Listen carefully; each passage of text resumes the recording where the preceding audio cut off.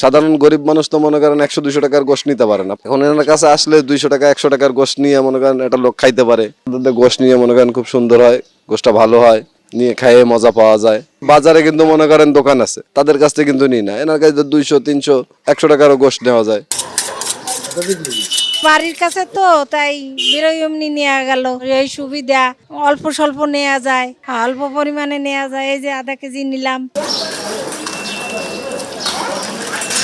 ভালো জিনিস কেজিতে 20 টাকা, 15 টাকা, 10 টাকা এরকম লাভ থাকে। ধরেন 50 কেজি বেচলাম, 100 কেজি বেচলাম, যদি অর্ডার হয়। ভালো জিনিসে লাভ কম হয়, অনেক টাকা ভেজাল মুজাল দিয়ে যায়, তাদের দাম কম যায়। আর আমি দাম কম বেচি না, ভালো জিনিস দিই, ভেজাল দিই না।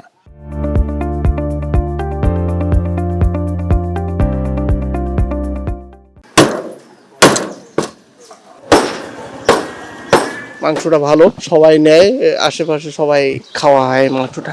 এনার কাছে ভালো মাংস, ভালো টাটকা গরুর মাংস। উনি প্রতি শুক্রবার বা অন্য সময়ও বিক্রি করে।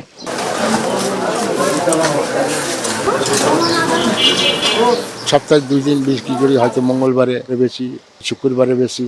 গরু দেখাই, আমরা গরু দেখাই, জবাই দিই তার সামনে যতটা যা লাগে। কোনো অনুষ্ঠানে গোশ যদি লাগে, পরিগ্রামে কোনো অনুষ্ঠান পরিগ্রাম হলো, আমাদেরকে খবর দিল, আমরা তাদের গোশ দেখালাম, গরু দেখালাম।